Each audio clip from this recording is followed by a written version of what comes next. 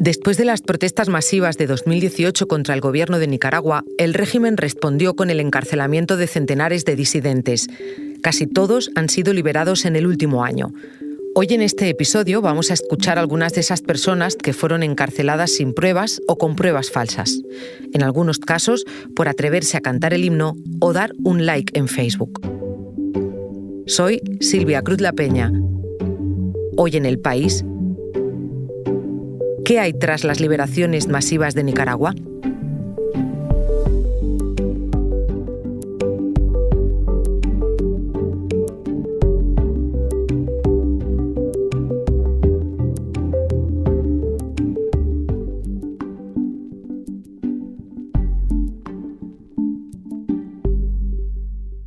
Para entender todos los mecanismos que utiliza el régimen de Daniel Ortega y Rosario Murillo contra los opositores, he llamado a mi compañero del País América, Carlos Salinas Maldonado. Hola, Carlos. Hola, Silvia, ¿qué tal? Empecemos, si te parece, por la última noticia sobre Nicaragua, la de que el gobierno sacó de prisión a muchísima gente hace poquito. Sí, bueno, el régimen de Daniel Ortega decidió excarcelar a 135 personas presas políticas y las expulsó, ¿no?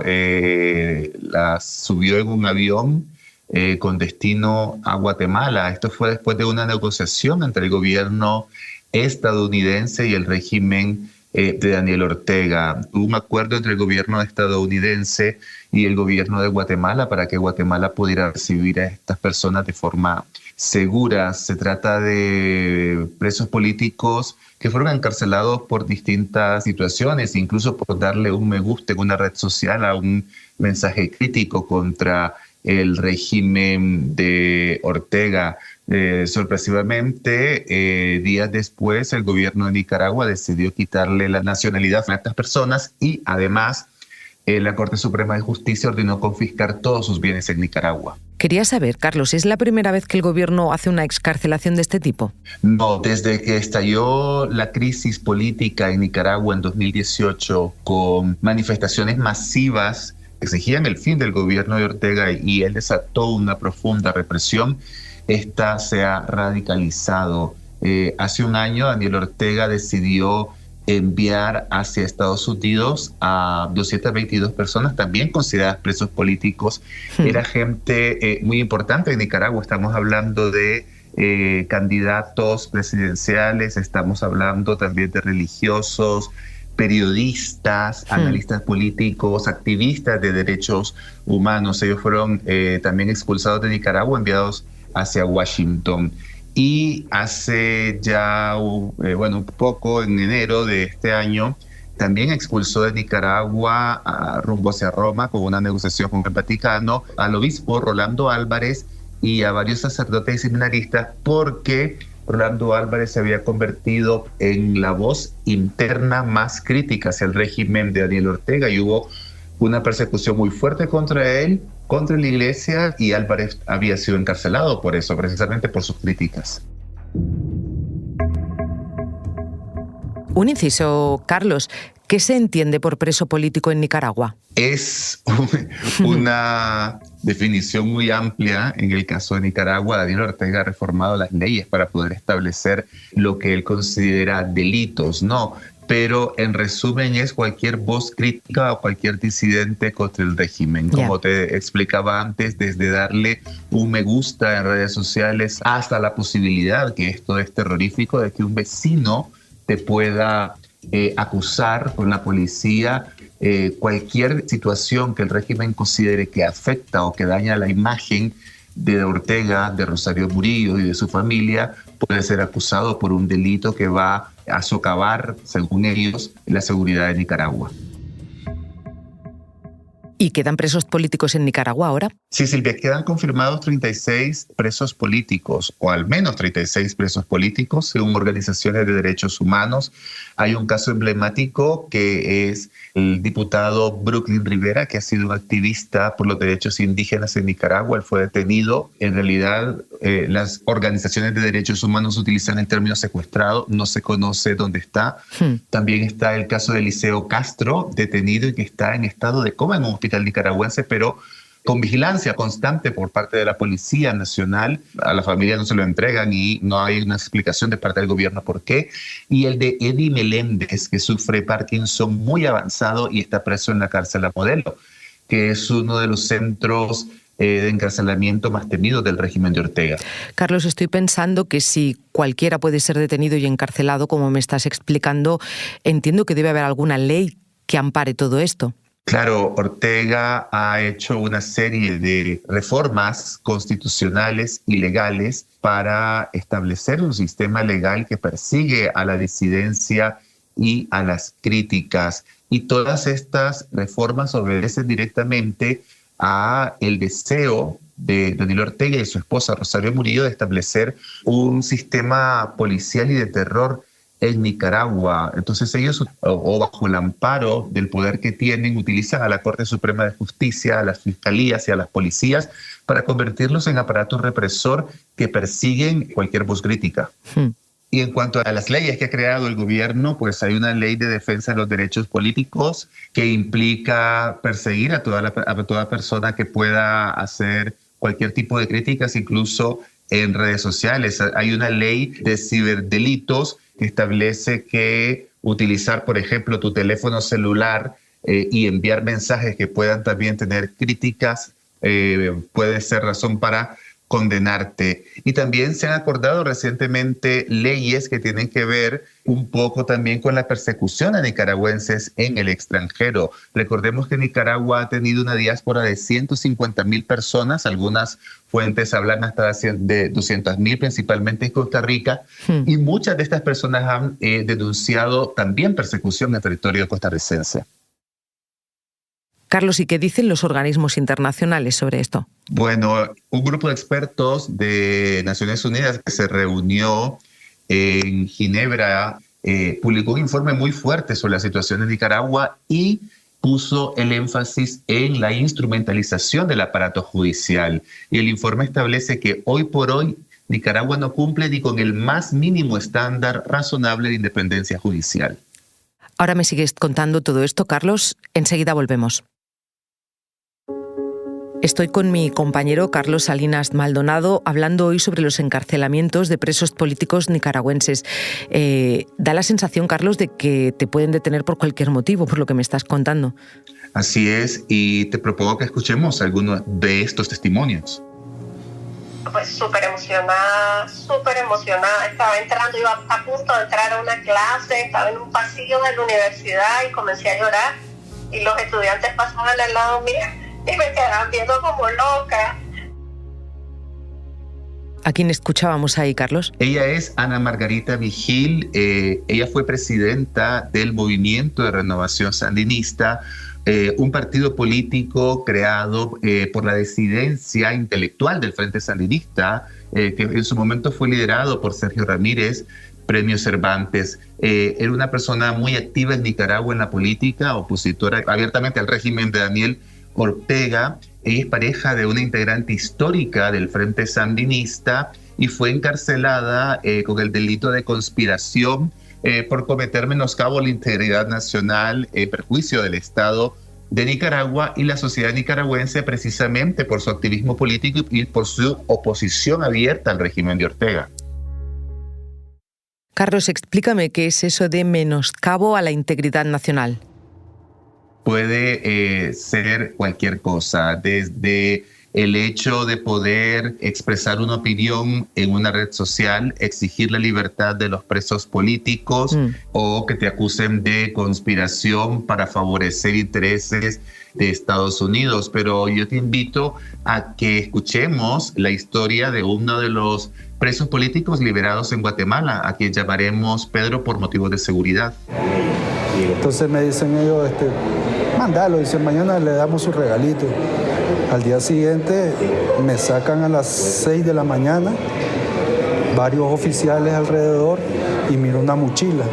Ya abren la mochila, le toman foto de la mochila abierta y ya miramos que sacan 10 kilos de, no sé si era marihuana o coca, no te soy seguro. Yo dije, ahora sí ya no me voy. ¿Qué pasó con Pedro, Carlos?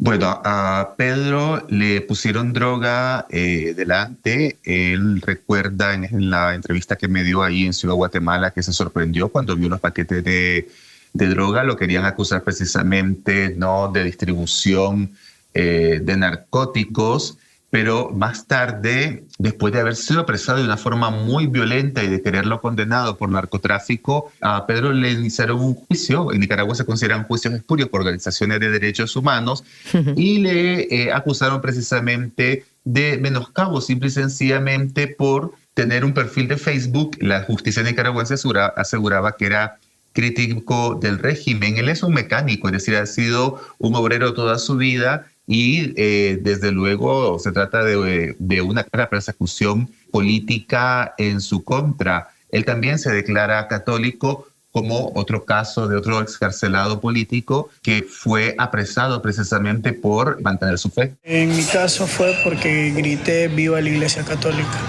en Catedral de Managua, en una festividad, acercándose las festividades de Managua, que son las fiestas de Santo Domingo. Carlos, explícame, ¿fue encarcelado por gritar "Viva la Iglesia Católica"? Así es, ese fue, entre comillas, su delito. Él no era activista político, él trabajaba como comerciante y bueno, también ha decidido no dar su nombre porque tiene miedo por la situación en la que está pasando Nicaragua.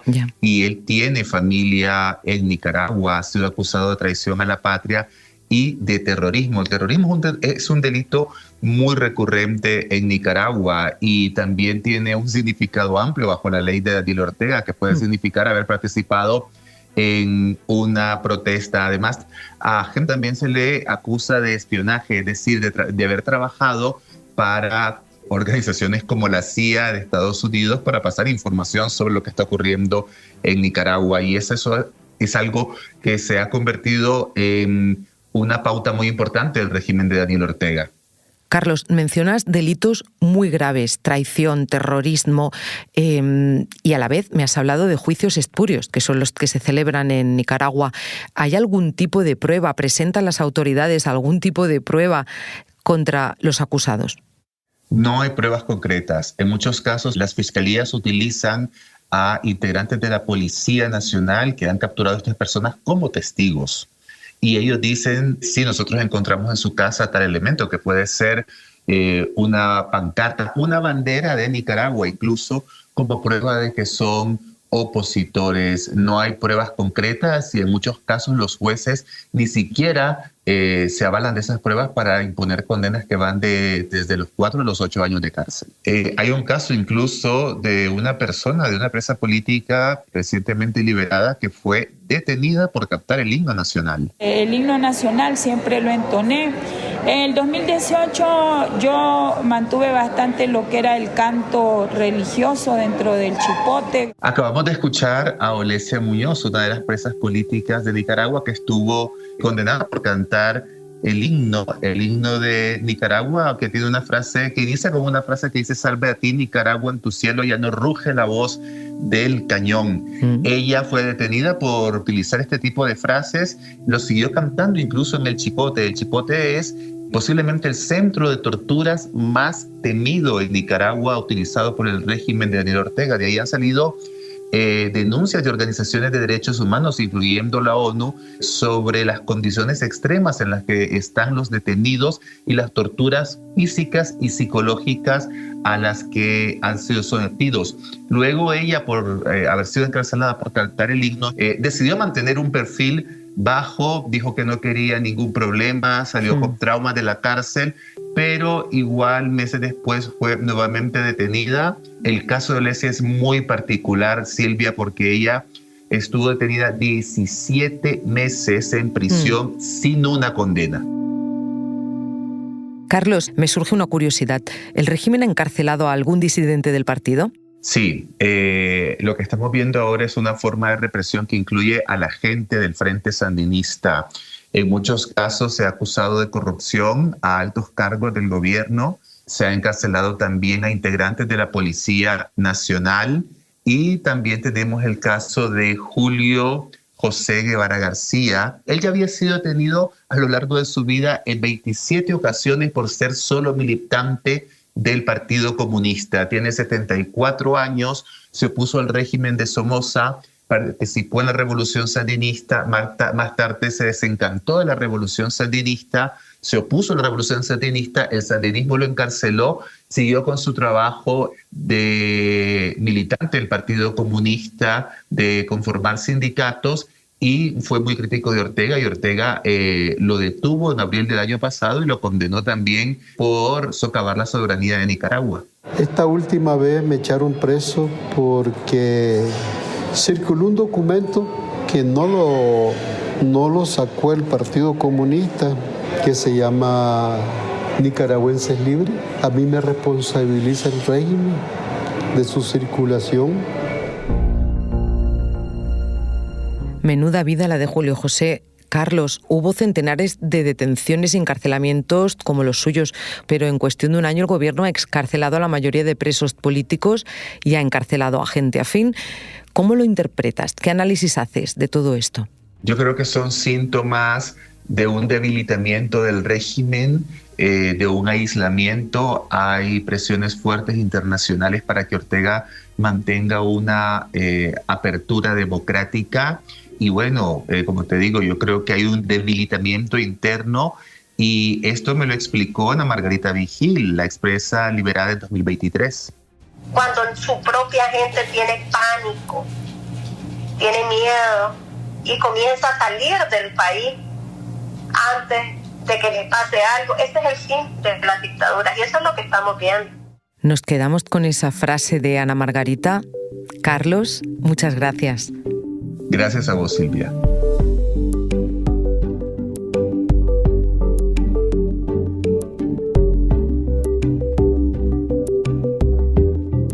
Este episodio lo ha realizado Elsa Cabria. Las grabaciones sobre el terreno son de Carlos Salinas Maldonado, la edición de Ana Rivera, el diseño de sonido de Nacho Taboada. Yo soy Silvia Cruz La Peña y he dirigido este episodio de Hoy en el País. Gracias por escuchar.